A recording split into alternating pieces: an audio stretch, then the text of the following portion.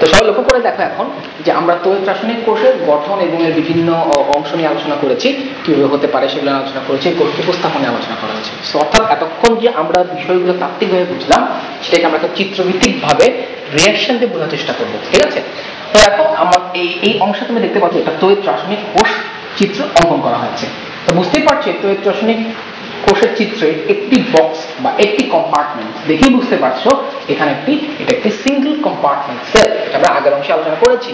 আর যেহেতু single compartment, তাই anode এবং ক্যাথোডকে আলাদা করার জন্য আমরা কি দিয়েছি? সেমি পারমিয়েবল মেমব্রেন বা পর্দা দিয়েছি। এখন দেখো অ্যানোড হিসেবে ব্যবহার করা হয়েছে জিঙ্ক আর ক্যাথোড হিসেবে ব্যবহার করা হচ্ছে কপার।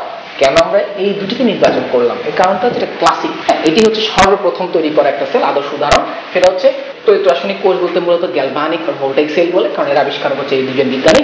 এবং একটা আদর্শ এক্সাম্পল হচ্ছে ড্যানিয়েল সেল। এই ড্যানিয়েল সেলের কম্পোনেন্ট হচ্ছে এটাই, জিঙ্ক এবং কপার। এই জন্যই ভাইয়া এই এক্সাম্পলটা নিয়েছি এবং এটা মোস্ট কমন এক্সাম্পল হিসেবে ব্যবহৃত হয়। এখন দেখতে পাচ্ছ জিঙ্ক এবং কপার দণ্ড তড়িৎদ্বার হিসেবে ব্যবহার করা হয়েছে, কারণ এই তড়িৎদ্বার নিয়ে গঠিত হচ্ছে অ্যানোড, আর এই তড়িৎদ্বার নিয়ে গঠিত অর্থাৎ কপার নিয়ে গঠিত হচ্ছে ক্যাথোড, আর জিঙ্ক নিয়ে গঠিত হচ্ছে অ্যানোড। এবং তড়িৎ বিশ্লেষ্য হিসেবে অর্থাৎ দ্রবণে কি ব্যবহার করা হয়েছে? 0.1 মোলার জিঙ্ক সালফেট, যেটা এটা বর্ণহীন। আর ক্যাথোডে ব্যবহার করা হয়েছে 0.1 মোলার কপার সালফেট, যেটা ব্লু কালার। অর্থাৎ দুটো ভিন্ন রং এর বস্তু। অর্থাৎ তোমরা বুঝতে পারবে যে রিঅ্যাকশন যে হচ্ছে তার প্রোগ্রেস তোমরা ভিজুয়ালি চোখে দেখে কিভাবে বুঝবে, অর্থাৎ তোমার কালার চেঞ্জ দেখে বুঝতে পারবে। তো এখন দেখো যে কি হচ্ছে। তো আমরা কোষের এই কনস্ট্রাকশন বা এই গঠনটাকে সাংকেতিক ভাষায় কিভাবে তৈরি করতে পারি? আমাদের কোষ উপস্থাপন, সেল রিপ্রেজেন্টেশনের মাধ্যমে। অর্থাৎ বাম পাশে অ্যানোড, ডান পাশে ক্যাথোড। অর্থাৎ বাম পাশে অ্যানোড, অ্যানোডে জারণ ঘটেছে জিঙ্ক সলিড অবস্থা, জিঙ্ক সলিড অর্থাৎ এই তড়িৎদ্বারের ভৌত দশা বোঝাচ্ছে, এটা সলিড। কি হয়েছে? জিঙ্ক আয়ন হয়েছে। অর্থাৎ জিঙ্কের যে ধাতব পরমাণুগুলো এগুলি ইলেকট্রন ত্যাগ করে জিঙ্ক আয়ন হিসেবে দ্রবণে চলে যাচ্ছে, অর্থাৎ অ্যাকোয়াস আয়নিত হচ্ছে। তার ঘনমাত্রা কত দেওয়া আছে? 0.1 মোলার, সেটা ভাই এখানে লিখে দিয়েছি। অর্থাৎ এটা হচ্ছে কোষ উপস্থাপনের নিয়ম। অর্থাৎ তোমার এখানে যে ঘনমাত্রা তড়িৎ বিশ্লেষ্য ব্যবহার করা হবে সেটাই এখানে উল্লেখ করতে হবে। অর্থাৎ এখানে 0.1, তাই এখানেও কি 0.1 লেখা হয়েছে। এখন দেখো যে ভাইয়া এই যে জিঙ্ক সলিড একটা সলিড বস্তু, কঠিন ভৌত দশা, আর এখানে 0.1 মোলার এটা হচ্ছে আয়নিত ভৌত দশা। তো দুটো ভৌত দশাকে পার্থক্য করার জন্য, পৃথক করার জন্য একটা লাইন দেওয়া হয়েছে, এটা সিঙ্গেল লাইন টানা হয়েছে। এটাকে বলা হয় ফেজ বাউন্ডারি। কি বলেছি? ফেজ বাউন্ডারি, দশা বাউন্ডারি। অর্থাৎ এটা হচ্ছে একটা বাউন্ডারি, এই বাউন্ডারির পরে আর সলিড কোনো ম্যাটেরিয়াল নাই, এখানে আয়নিত ম্যাটেরিয়াল আছে। আর এটার এই পাশে অর্থাৎ এটা রাইট সাইডে আয়ন আর এর লেফট সাইডে কি? Solid electron. সো এটাই এজন্য বলা হয় এটাকে ফেজ বাউন্ডারি। সো এখন এটা কি? Dotted line, single dotted line, that is কি? Membrane, semi permeable membrane. Copper 2+ কত মোলার? 0.1 মোলার এখানে দেওয়া আছে। এগেইন ফেজ বাউন্ডারি, কারণ একটা আয়ন আর একটা কি সলিড, এখানে কপার ইলেকট্রন। সো অর্থাৎ এই পুরো চিত্রটাকে আসলে রিপ্রেজেন্ট করছে একটা সিঙ্গেল লাইন। এটার ইনফরমেশন কিন্তু এখানেই পাওয়া যাচ্ছে না। কি কি ইনফরমেশন পাচ্ছি বলে দেখি? আমরা পাচ্ছি যে এই তড়িৎ রাসায়নিক কোষ একটা একক বা এক প্রকোষ্ঠ বিশিষ্ট তড়িৎ রাসায়নিক কোষ, সিঙ্গেল কম্পার্টমেন্ট সেল, বিকজ এখানে মেমব্রেন দেওয়া আছে। আর কি বুঝতে পারছি? আমরা বুঝতে পারছি যে এখানে অ্যানোড হচ্ছে জিঙ্ক, ক্যাথোড কি? কপার। আমরা বুঝতে পারছি এখানে জিঙ্কের কোনো লবণ, আমরা এখানে সালফেট দিয়েছি, তুমি শুধু জিঙ্কের লবণ বললেই হবে, এটা সালফেট হতে পারে, নাইট্রেট হতে পারে, কোনো সমস্যা নাই। অর্থাৎ জিঙ্কের লবণ যার ঘনমাত্রা কি? 0.1 মোলার। এখানে কপারে কোনো লবণ ব্যবহার করা হয়েছে তড়িৎ বিশ্লেষ্য হিসেবে, কত মোলার? 0.1 মোলার। তো সকল ইনফরমেশন কিন্তু এই সিঙ্গেল লাইনটা প্রেজেন্ট করতেছে, অর্থাৎ তার ইনফরমেশন এই কোষের ইনফরমেশন। তাই এই লাইনটাকে বলা হয় কোষ উপস্থাপন। এখন দেখো ভাইয়া এটাকে আমরা অ্যানালাইসিস করি, কারণ এই কোষটা তৈরি হয়েছে দুটা অর্ধ কোষের সমন্বয়ে। একটা হচ্ছে জারণ অর্ধকোষ, যেটাকে আমরা বলে অ্যানোড, আর একটা হচ্ছে বিজারণ অর্ধকোষ, যেটাকে আমরা বলে ক্যাথোড। সো অ্যানোডে জারণ দেখো জিঙ্ক দুটি ইলেকট্রন ত্যাগ করে জিঙ্ক 2+ আয়ন হচ্ছে। কারণ কেন দুটা হলো? কারণ আমার সলিউশনের মধ্যে আগে থেকে 2+ আয়নই আছে, তাই সে 2+ আয়নই হতে যাবে, কারণ সেম আয়নটা হওয়ার প্রবণতা বেশি থাকবে। এর ডিটেল এক্সপ্লেনেশন আমরা নার্সের থিওরি দিয়ে পরবর্তী অংশে মানে অনেক পরে এটা আলোচনা করব। দেন আসো কপার কি করেছে? কপার এই দুটা কপার 2+ আয়ন, এই দুটো ইলেকট্রন। এখন এই ইলেকট্রন কোথা থেকে আসছে? এটা আসছে কোথা থেকে? এই জিঙ্কের থেকে, যেটা সাপ্লাই করলো। এখন প্রশ্ন, ভাইয়া কপার তো এক সাইডে, জিঙ্ক তো আরেক সাইডে, কিভাবে আসলো? Hair comes the conductor. অর্থাৎ আমরা যে শুরুতেই পড়েছি তড়িৎ পরিবাহী, ইলেকট্রনিক পরিবাহী।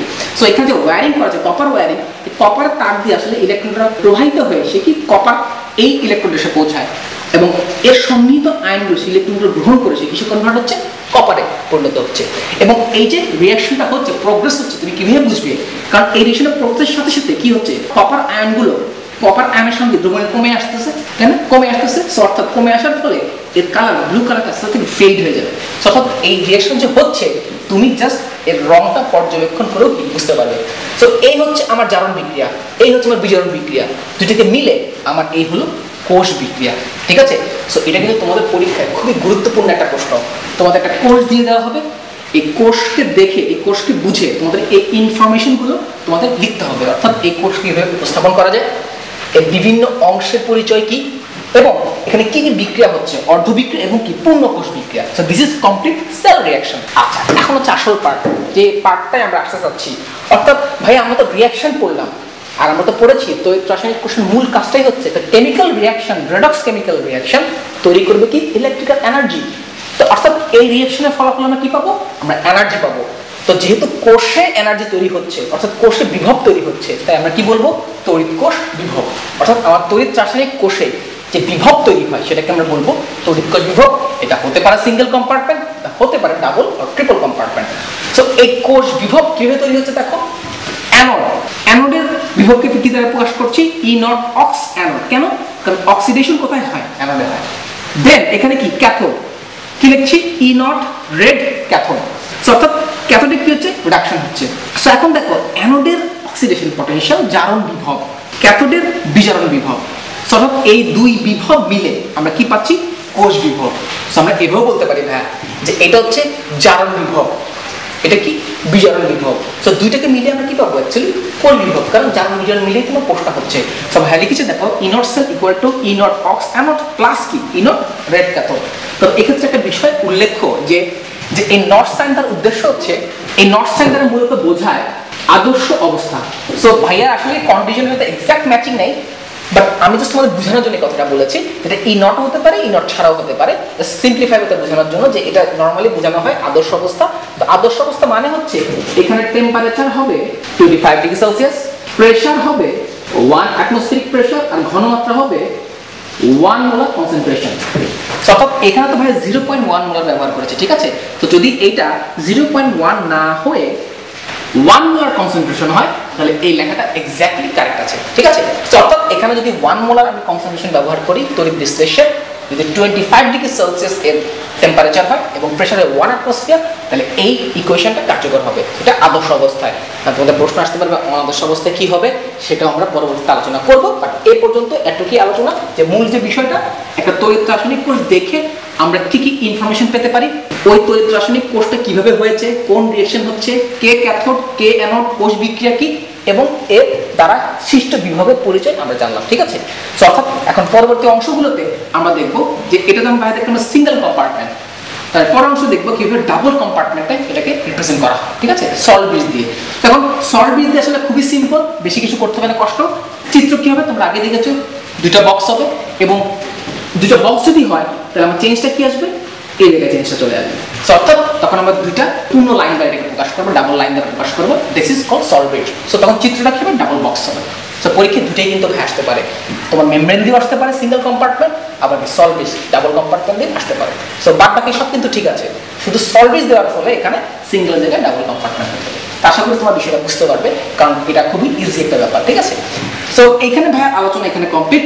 সো ভাই যে পরের অংশে যে আলোচনা করবো, কিছু ফান্ডামেন্টাল বিষয় নিয়ে আলোচনা করবো, যে তড়িৎদ্বার এই যে বিভবগুলো হচ্ছে এগুলো কোথায় কিভাবে কিরকম হতে পারে, এবং এগুলোর অরিজিন কি, অর্থাৎ কিভাবে এখানে বিভবটা তৈরি হয়, এবং সল্ট ব্রিজের নিয়ে কিছু কথা বলতে পারবো, ঠিক আছে? সো এগুলো বেসিক পার্ট, আশা করি তোমাদের কোনো সমস্যা হবে না।